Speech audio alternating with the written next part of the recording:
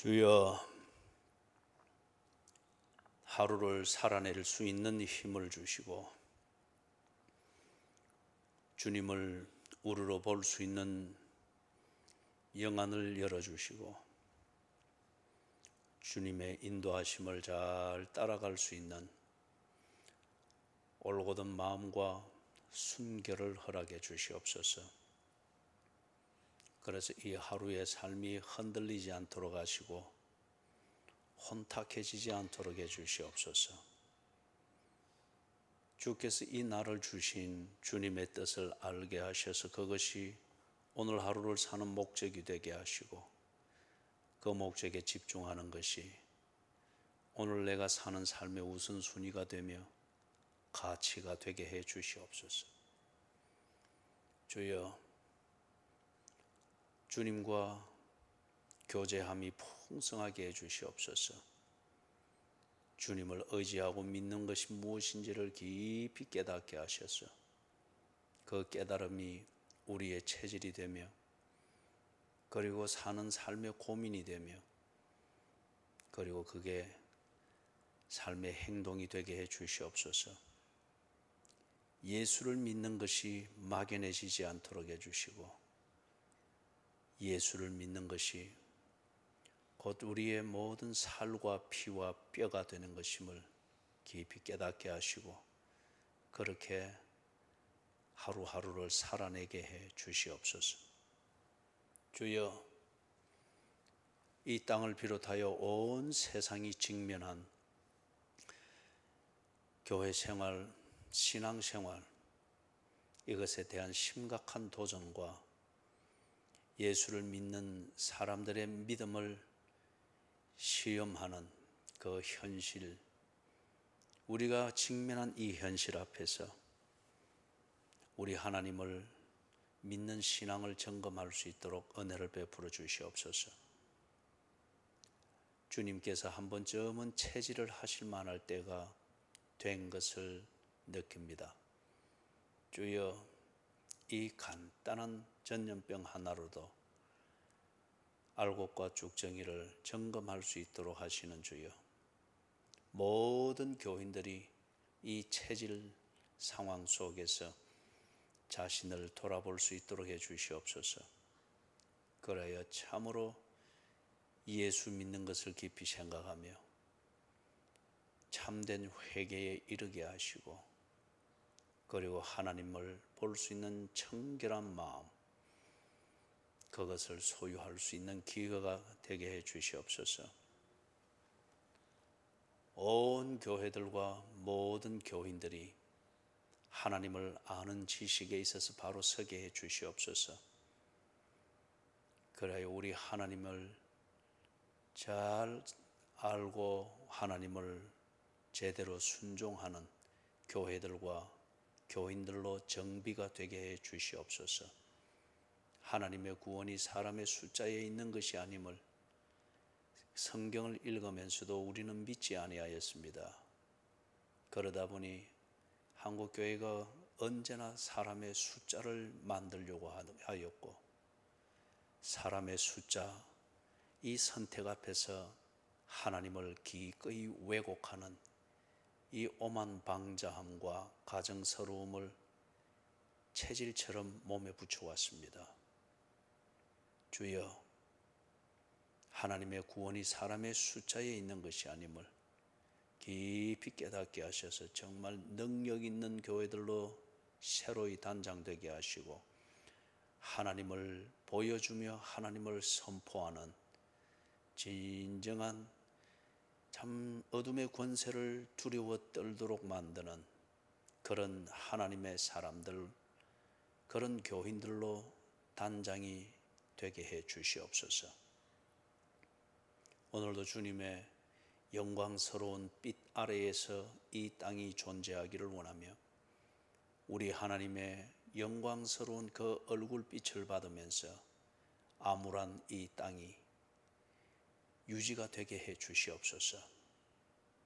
우리는 죄악을 양산하고 망할 길들을 만들어가나 오늘을 주신 우리 하나님을 우러러 보오니 주께서는 우리에게 생명의 길을 주시며 회개의 기회를 주시며 살 길을 허락하실 줄로 믿습니다. 이 땅에 있는 모든 교회들, 남은 자들이 일어나게 하시고, 그리고 의인을 찾는 우리 하나님의 눈에 발견이 되게 해 주시옵소서. 그리고 이 나라를 살리는 남은 자의 사명, 그것을 감당하게 해 주시옵소서. 예수 그리스도의 이름으로 간절히 기도드리옵나이다. 아멘. 신명기 22장입니다.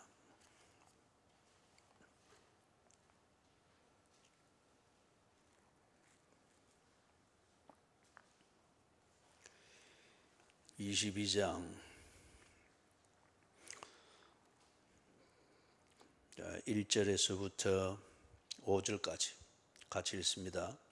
내 형제의 소나 양이 길을 잃은 것을 보거든 못 본 채 하지 말고 너는 반드시 그것을 끌어다가 네 형제에게 돌릴 것이요, 네 형제가 네게서 멀거나 또는 네가 그를 알지 못하거든 그 짐승을 네 집으로 끌고 가서 네 형제가 찾기까지 네게 두었다가 그에게 돌려줄 것이니, 낙이라도 그리하고 의복이라도 그리하고 형제가 잃어버린 어떤 것이든지 네가 얻거든 다 그리하고 못 본 채 하지 말 것이며, 네 형제의 낙이나 소가 길에 넘어진 것을 보거든 못 본 채 하지 말고 너는 반드시 형제를 도와 그것들을 일으킬지니라. 여자는 남자의 의복을 입지 말 것이요, 남자는 여자의 의복을 입지 말 것이라.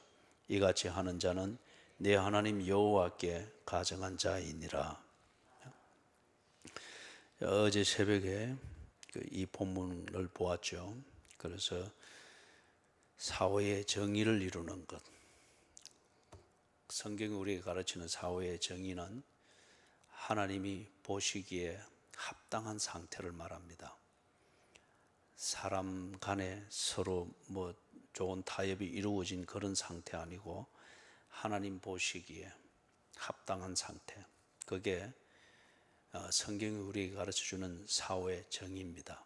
그래서 하나님 보시기에 합당한 상태다 하는 것은 그 사회를 통해서 하나님의 뜻이 나타나고 또 하나님께서 하시는 일들을 하나님의 백성들이 알게 되고, 그리고 하나님을 순종하는 그런 움직임들이 점점 많아지고 배워지고 또 상속되어지고 그런 거죠. 그게 하나님 보시기에 합당한 상태입니다.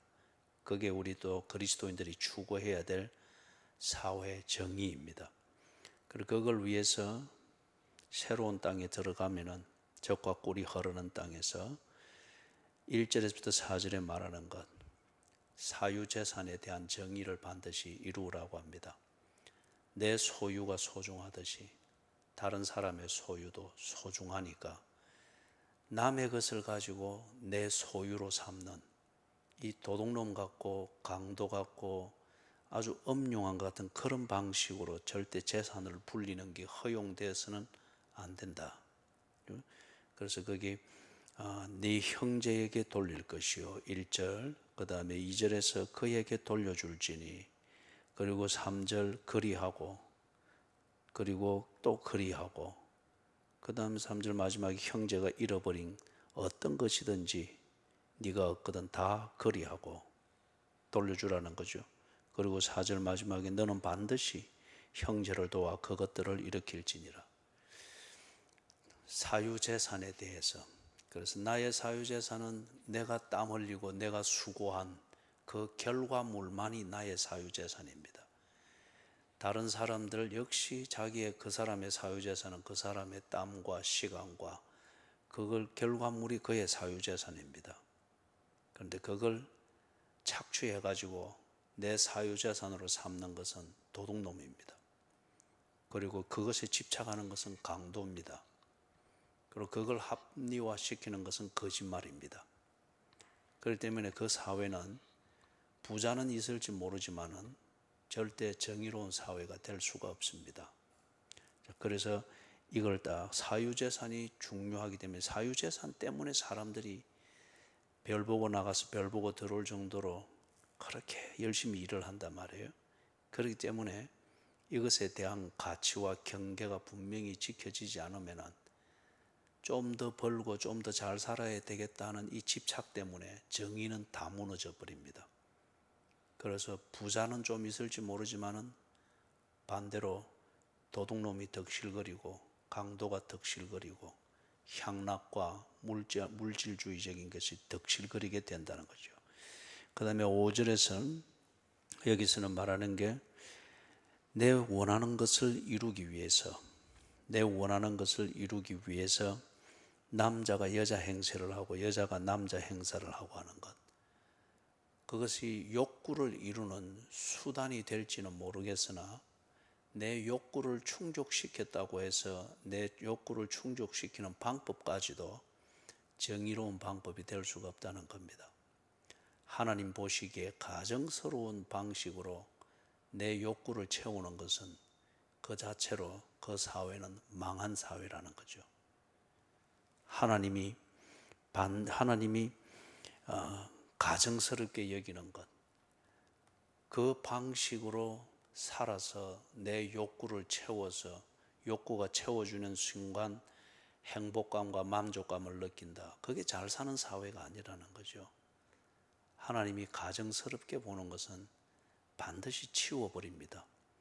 우리도 집에 뭔가 설거지 할 게 남아있고 또는 쓰레기통에 들어가야 될 게 여기저기 늘어져 있으면 반드시 치우잖아요. 하나님께 가정스러운 것은 쓰레기와 같은 겁니다. 그렇기 때문에 그런 방식으로 내 욕구를 채웠다. 그걸 인간은 만족이고 행복이라 말해서 어떤 수단을 쓰더라도 그렇게 사는데, 그런데 그거는 가정스러운 거라는 거죠. 가정스러운 것이다. 그 다음에 6절, 7절 같이 읽어봅니다. 길을 가다가 나무에나 땅에 있는 새의 보금자리에 새 새끼나 알이 있고 어미새가 그의 새끼나 알을 품은 것을 보거든 그 어미새와 새끼를 아울러 취하지 말고 어미는 반드시 놓아줄 것이요 새끼는 취하여도 되나니 그리하면 네가 복을 누리고 장수하리라. 여기서 말하는 이거는 어떤 인간적인 그런 면에서 소위 이걸 좀 어느 표현으로 휴머니즘이라고 합니다. 그런 인간적인 면에서 자비를 베풀고 그런 거 말이에요. 그걸 지금 말하는 것은 아닙니다. 그걸 말하는 건 아니에요. 다른 예를 들면은 요즘 반려견 또는 애완동물 이것에 대해서 지나치게 관심이 많은 것 같아요.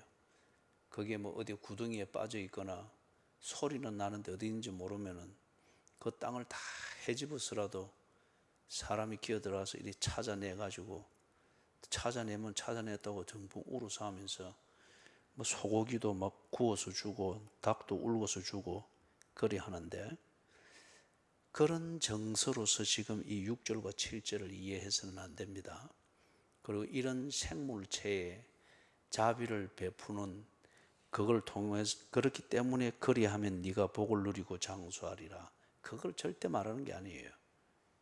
그런 식으로 이 성경을 이해하면 그거는 미신입니다. 미신이고 스스로 기복신앙을 만드는 거죠.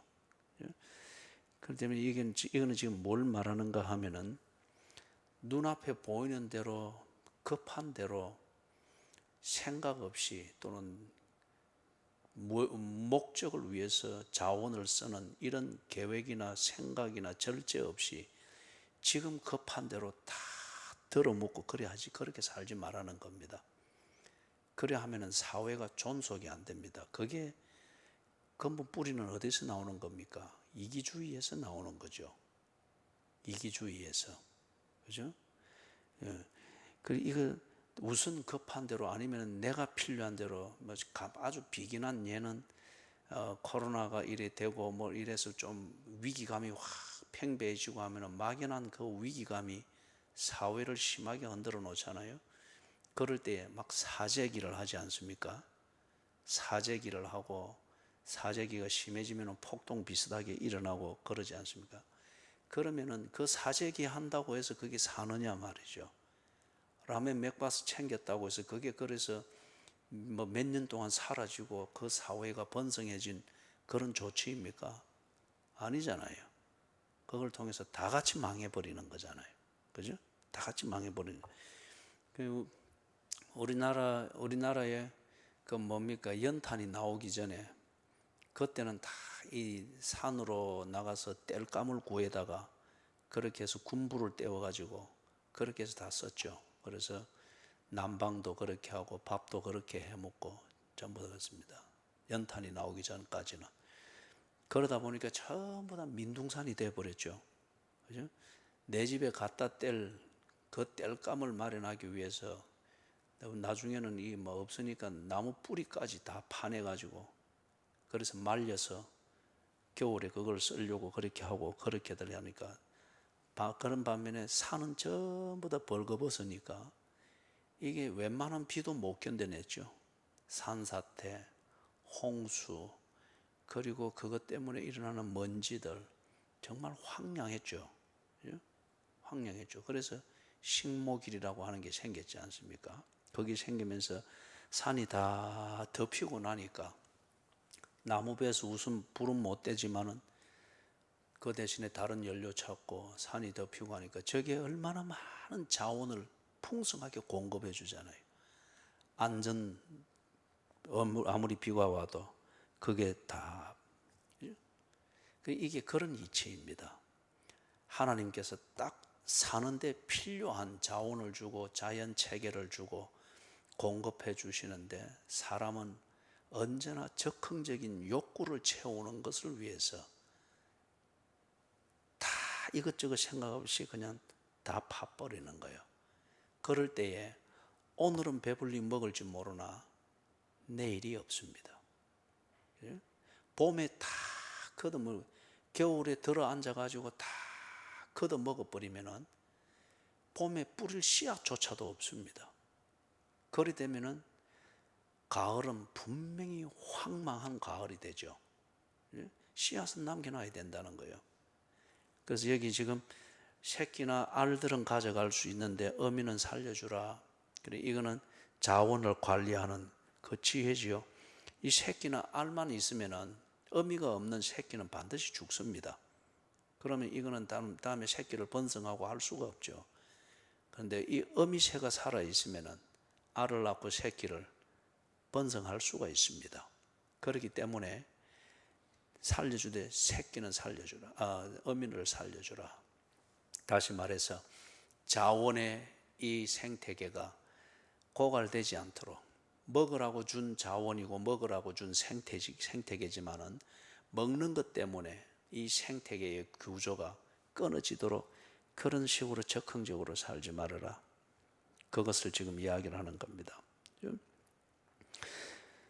욕심대로 살아서는 안 됩니다. 8절 같이 읽습니다. 네가 새 집을 지을 때에 지붕에 난간을 만들어 사람이 떨어지지 않게 하라. 그 피가 네 집에 돌아갈까 하노라. 이것은 생명을 경시하지 말라는 겁니다.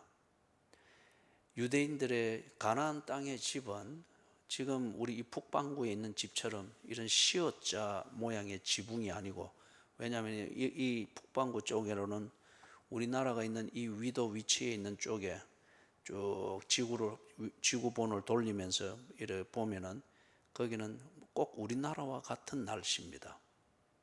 비도 많이 오고 눈도 오고, 그렇기 때문에 비가 오면 빨리 흘러내리도록 이렇게 사각 모양으로 지붕을 짓고, 눈이 오는 지역에서는 이걸 평평하게 하면은 눈무구에 이게 내려앉는단 말이에요. 그러니까 눈이 많이 오는 쪽에는 사각 모양이 더욱더 날카롭습니다. 눈이 쌓이는 것을 방지하기 위하여서. 그런데 비가 거의 오지 아니하는 곳, 그 다음에 낮에 굉장히 뜨거운 지역, 그런 데는 보면 이 지붕이 평평하거나 아니면 거의 땅 밑으로 들어가든지 그렇게 되어 있습니다. 가나안 땅이 그런 지역입니다. 그래서 그 지붕이 슬라브처럼 평평합니다. 그렇기 때문에 여호수아서에도 보면 거기 나오죠. 이스라엘의 정탐꾼을 숨길 때에 옥상 지붕 위에다 숨겼다고 하잖아요. 거기 평평한 거기 때문에 거기에서 많은 가정 일들이 이루어져요. 그래서 우리도 이 부산에도 보면은 옥상 슬랍으로 되어 있는 주택들은 보면 거기에 언제나 보면 빨래 건조대가 있죠. 그죠? 그렇게 해서 거기 빨래 널고 그러기 참 좋잖아요. 그것처럼 이 가나안 땅에 있는 그 집도 그런 구조가 되니까 지붕에서 많은 집안의 일들이 있습니다. 그리고 집안에 살림살이들도 갖다 놓고 또 그렇게 한단 말이에요. 그런데 그 지붕에 난간이 없으면은 일하다가 떨어져 가지고 중상을 입거나 죽게 됩니다. 그렇기 때문에 집을 지으면은 반드시 난간을 만듭니다. 그런데 사람들이 난간을 만들 때에 특히 우리나라 구조물들이 보면 그렇죠. 참 이 가볍잖아요. 그죠? 가볍잖아요. 우선 급한 사고나 예상되어지는 것 정도를 막을 수 있는 정도로만 이렇게 해놓으니까 우리나라에 수도 파이프도 늘 요만한 똑 세 다리 같고 배수구도 하수구도 꼭 그 눈에 보이는 것만 빠져나가도록 해놓으니까 그거 넘어가는 용량이 넘어가는 비가 온다든지 주택이 들었으면 이 하수도 막히고 터지고 엉망이 되잖아요. 눈에 보이는 것, 눈 감고 아웅하는 식의 건축을 해놓으니까 그런 거죠. 그렇기 때문에 여기서 난간을 만들 때도 그 목적, 여기서 일을 하다가 아이가 떨어질 수도 있다. 아니면은 일을 하다가 헛디뎌서 떨어질 수 있다. 어른의 몸무게를 2배, 3배 감안해가지고 이게 퍽 넘어지면서 충격을 받으면은 몸무게 80kg짜리 어른이 그냥 설 기대서 넘어지는 거하고는 넘어지면서 충격을 주게 될 때는 이게는 2배, 3배의 그 무게가 가는 거죠. 그런 걸 감안해서 난간을 반드시 만들 때 거기서 사람이 떨어져 죽는 일이 없도록 그렇게 딱 만들어라는 거예요. 그런데 사람들이 이런 공사를 할 때 돈 들어가는 것을 계산을 하지 중요하게 여기지 그걸 통해서 사고를 막고 생명을 보호한다는 여기에 중심을 두지 않죠. 그죠? 집을 지어도 우리나라도 그렇잖아요. 준공 검사를 받는데 필요한 정도의 시설을 하려고 하지 그걸 통해서 이걸 사용하는 사람들이 얼마나 편리하게 사용하고 사용해서 얼마나 그 목적의 유익을 얻느냐 그걸 가지고 이 건축업자들이 건축을 다 알차게 하는 경우가 거의 없죠. 준공 검사를 받는 기준에만 우선은 딱 검사만 통과되는 데 필요한 조치만 한단 말이에요. 그런데 이 집을 지을 때 난간을 만드는 게 뭘 굳이 이렇게까지 하나 바쁜데 그래서 안 할 수가 있습니다. 아니면은 만들 때 아주 우선 필요한 목적을 위해서만 가볍게 만들어 놨을 때 넘어지는 사람을 받쳐줄 만한 힘이 있는 난간이 안 되는 경우들이 있습니다. 이럴 때에 거기서 사고가 난단 말이에요. 죽는단 말이에요. 그럴 때 여기 8절의 마지막에 말하는 것은 그 피가 네 집에 돌아갈까 하노라. 예를 들어서 거기서 일을 하고 하는데 외동아들 올라와서 뛰어놀다가 그죠? 떨어져 죽었다. 그 부모의 가슴에는 평생 멍이 들겠죠. 그 피가 네 집으로 돌아갈까 하노라. 그죠? 그런 의미입니다.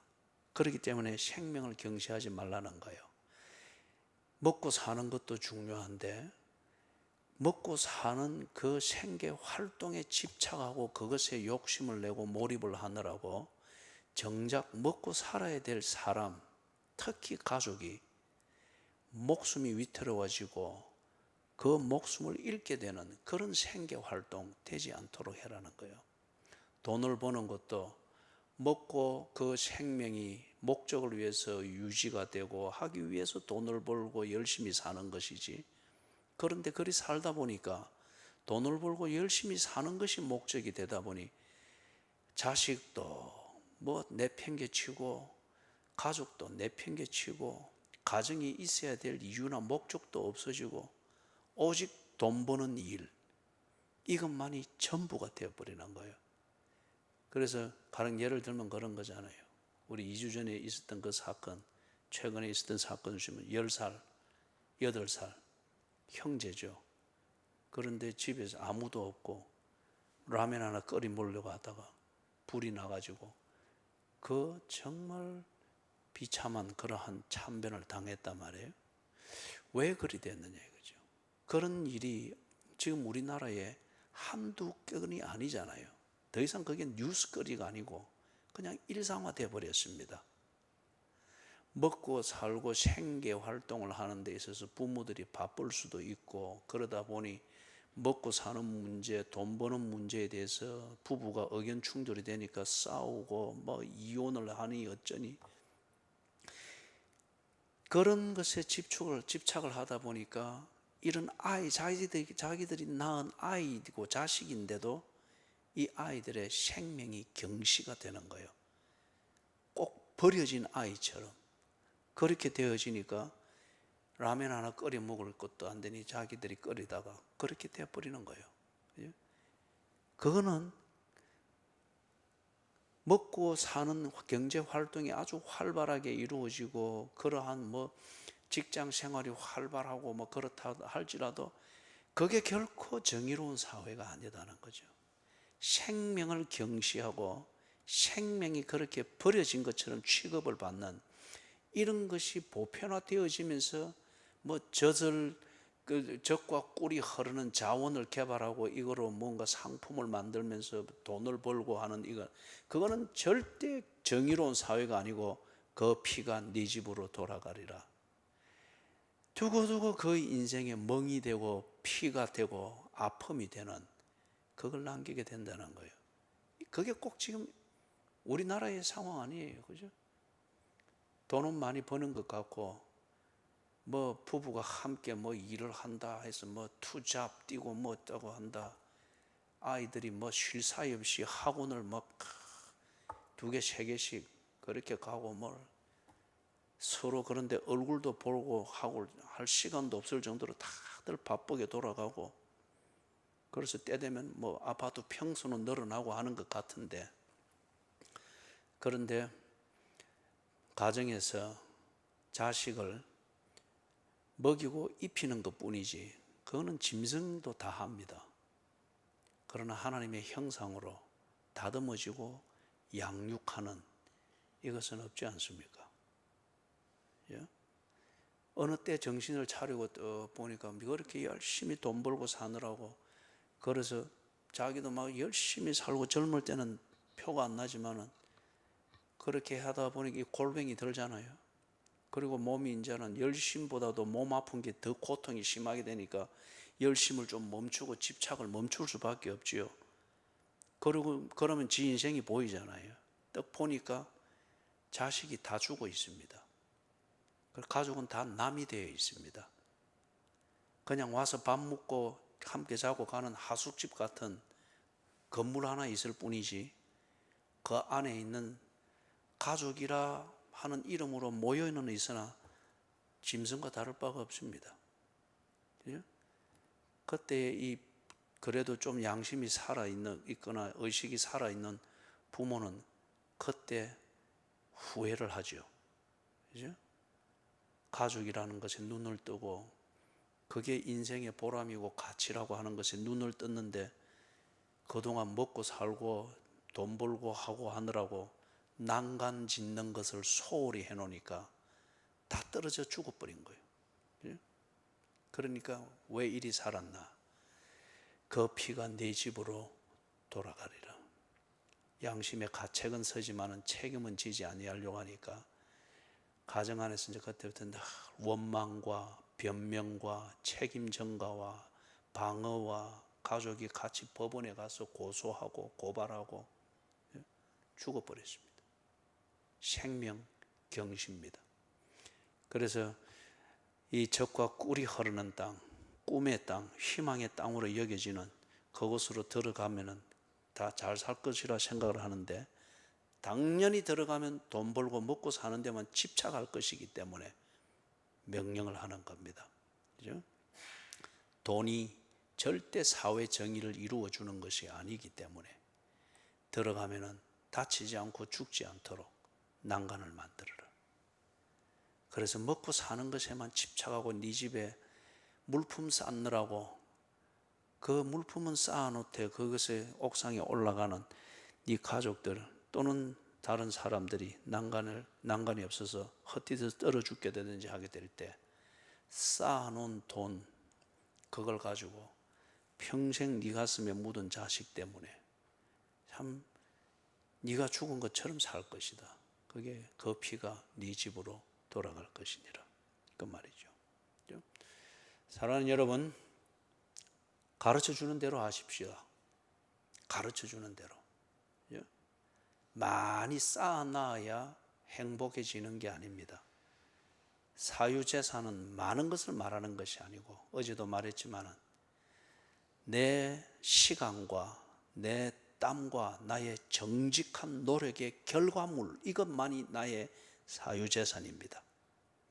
그리고 하나님은 딱 내가 제대로 사는데 필요한 만큼을 사유재산으로 정하셨고 그것을 얻는 일과 그것을 얻는 건강과 그것을 얻는 재주는 반드시 주십니다. 그게 일용할 양식을 주신다 하는 그 신학적 원리잖아요.